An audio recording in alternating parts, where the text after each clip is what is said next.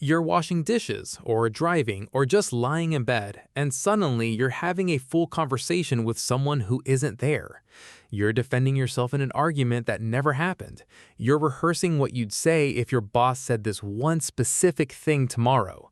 None of it is real. It hasn't happened. It might never happen. And yet, some part of your brain is running the whole scene anyway, complete with dialogue, tone of voice, even the other person's facial expression. If you've ever caught yourself doing this and felt a little embarrassed about it, here's a first thing worth knowing. It's not a weird quirk. It's not your brain malfunctioning. It's one of the most useful tools your mind has. And today, we're going to look at what's actually happening when you build a scene that never occurred, why your brain bothers doing it at all, and where the line sits between this being helpful and this quietly running your whole week. One thing before we go further. If you've ever rehearsed an entire conversation in the shower and then felt strangely disappointed when the real one didn't go that way, you already know exactly what we're talking about. And if this kind of dive into the odd architecture of your own mind is your thing, subscribing costs nothing and helps this channel keep going. Alright, let's go back. Not to this morning's imaginary argument, to about 50,000 years ago. Picture an early human standing at the edge of unfamiliar territory, deciding whether to cross it. There's no way to test the decision safely. You can't send a scout version of yourself to check and report back.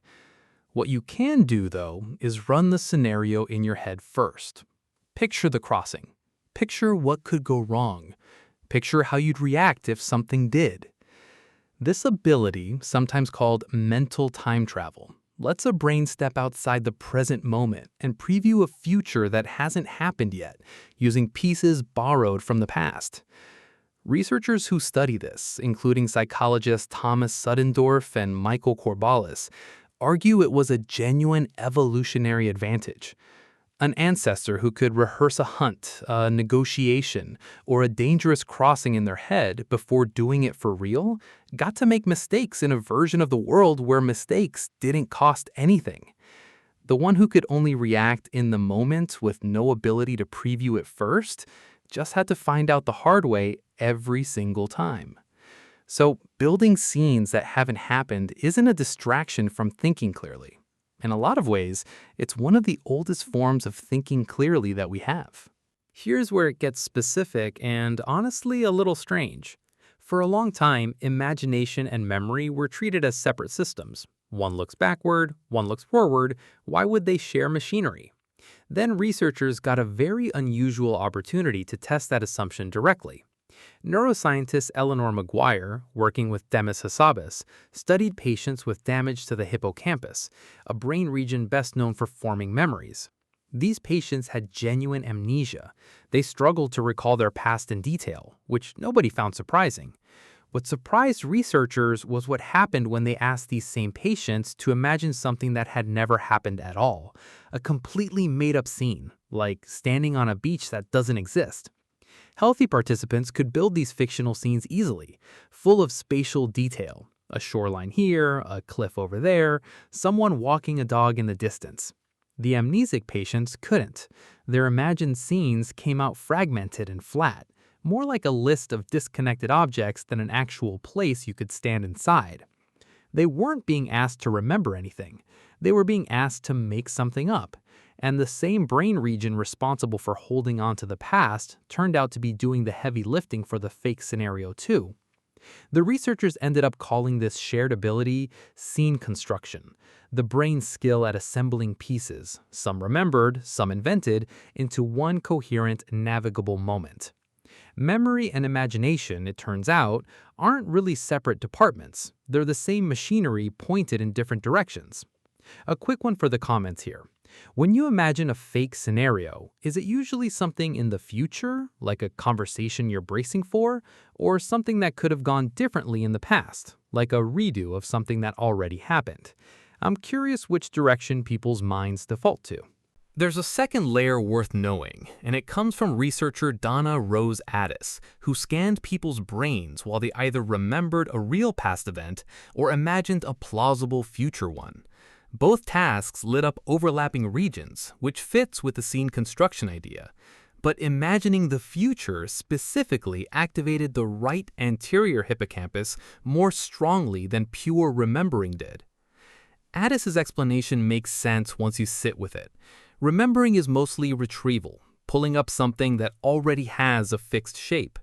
Imagining a plausible future takes more construction work because you're not retrieving one thing, you're combining fragments from a bunch of different memories into something new that has never existed as a single unit before.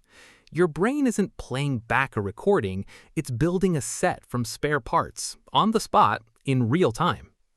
Which explains why some imagined scenarios feel so vivid they're almost uncomfortable. You're not watching a memory, you're actively constructing an entire scene. And construction takes more effort, more brain activity, and apparently more emotional investment than simply remembering ever does. Now here's the twist, because none of this explains why some people build these scenes constantly and others barely notice doing it at all. Part of the answer comes from something called theory of mind, the brain's ability to model what another person is thinking or feeling, even when they're not in the room. Every time you imagine an argument with someone, you're not just building a location, you're running a working simulation of another mind, guessing their reactions, adjusting your imagined lines based on a version of them your brain has built up over time. People who lean heavily on imagined scenarios are often doing something that looks less like daydreaming and more like social rehearsal, testing responses, preparing defenses, working through an outcome in a space where getting it wrong costs nothing. Used this way, it's less a distraction from real life and more a low-cost simulator for it. The same basic upgrade that helped your ancestors survive an unfamiliar crossing, just aimed now at unfamiliar conversations instead of unfamiliar terrain. There's actual evidence this matters for real relationships too. People who score higher on theory of mind tasks, meaning they're better at accurately modeling what someone else might be thinking, also tend to be better at predicting how real conversations will actually unfold. The imagined version isn't just a comforting fiction running in isolation, it's practice for a specific skill, reading another person accurately. And like most skills, some people have simply run more reps of it than others, mostly without realizing that's what they were doing. But the same machinery has an obvious failure mode. A simulator only helps if it eventually shuts off and lets you act. When the scene keeps replaying without ever resolving, when you're rehearsing the same imagined argument for the 10th time with no new information added, it stops being preparation and starts being something closer to a loop with no exit. The tool that was built to help you decide can end up substituting for the deciding entirely. Here's an honest one for the comments. When you catch yourself deep in an imagined scenario, does it usually end with you feeling more prepared for the real thing? Or does it just quietly replay a few more times with no real resolution? I want to see which one is more common. Think about the version of this that probably feels most familiar. Not the dramatic imagined confrontation, but the small automatic one. Rehearsing how you'll order at a restaurant. Picturing exactly how a hard conversation will open before you've even decided to have it. Replaying something you said yesterday with a slightly better line swapped in. Each of these is your scene construction system doing the same job it's always done, quietly assembling a coherent moment out of memory and possibility, checking it for problems before you're anywhere near the real version. Even the smallest, most mundane version counts, deciding which route to take home by briefly picturing both, imagining how a text message will read before you send it. None of that feels like imagination in the dramatic sense, but it's the exact same hippocampal machinery running a miniature version of the same job, so quietly and so constantly that most people never notice it's happening at all. The fact that it feels a little strange to notice yourself doing this out loud says more about how private the habit usually stays than about how unusual it actually is. Almost everyone is doing some version of this almost constantly, mostly without ever mentioning it to anyone else. So maybe the real question isn't why your brain keeps building scenes that never happened. It's this.